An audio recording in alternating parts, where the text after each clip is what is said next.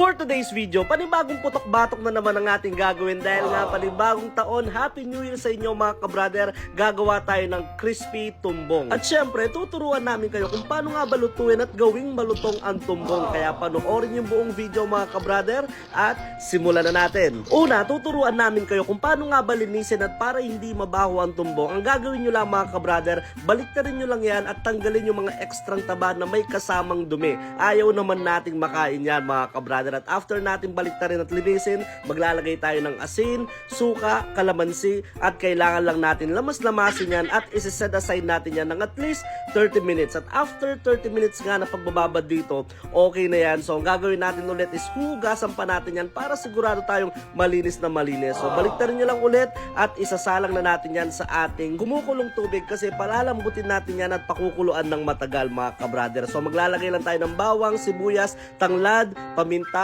at asin. Bale, ang ginawa namin dito, pinakuluan natin yan ng at least 2 oras para sigurado tayong malambot na malambot. At after 2 hours nga na pagpapakulo, okay na yan mga kabrader. So, hinango lang natin yan at pagkatapos nating hanguin yan, palalamigin muna natin yan bago hiwain. At sa paghihiwa, nasa inyo na mga kabrader kung gaano kalaking gusto nyo. Pero kami, ganitong size lang, okay na yan. So, after natin nga mahiwa yan mga kabrader, naging 2 parte siya kasi merong part yung tumbong na malaki, merong part na maliit. So, uunahin natin yung part na mataba, ihuli natin yung mga maninipis na part. So, sinalang na natin yan habang hindi pa mainit yung mantika. Yun yung diskarte mga kabrader para hindi kayo maputukan dito sa crispy tumbong. At ayan, habang umiinit na yung mantika, halu-haluin nyo lang yan mga kabrader. Tip lang pala sa pagluluto nito, kailangan mahinang apoy lang kasi mabilis masunog yan mga kabrader. Kung gusto nyo maging malutong na malutong, mahinang apoy at walang sawang halo. At after ilang minutong paghahalo, okay na yan mga kabrader. So, sunod natin yung mga maninipis na part.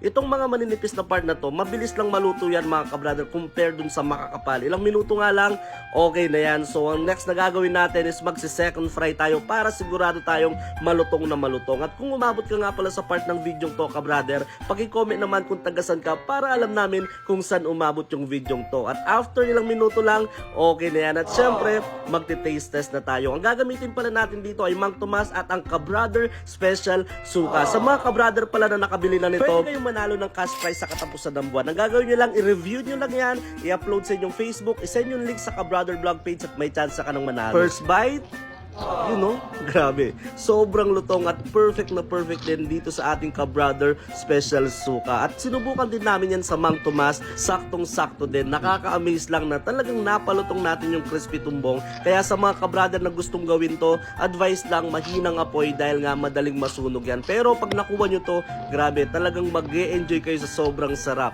At si Kabrader G, no, sinawsaw na sa ating Kabrader Special Suka. Yun, no? Grabe. Sobrang solid nito mga kabrader. At dahil nilinis nga natin na maayos yung tumbong, wala talaga kayong maaamoy na di kaaya-aya. Talagang mag-e-enjoy kayo dahil masarap yung pagkakagawa. At si Kabrader Jake na nga ang magti-taste test. Ayun no, ibinida pa yung ating pinagmamalaking Kabrader Special Suka. Nga pala, ilalagay namin yung link sa comment section sa mga gustong mag-order mga kabrader. At nilagyan din ni Kabrader Jake yan ng Mang Tomas. Yun, solid na solid. At sana nag-enjoy kayo sa simpleng episode natin ngayong araw. Kung nagustuhan niyo yung video to, huwag niyong kalimutang i-like, i-share yung video natin at paki-follow na rin yung ating Facebook page. Maraming salamat sa walang sawang panonood mga kabrader. At sa mga hindi pa nakakapag-order, ilalagay namin yung link para sa ating Kabrader Special Suka. Maraming salamat po, ingat kayo and God bless.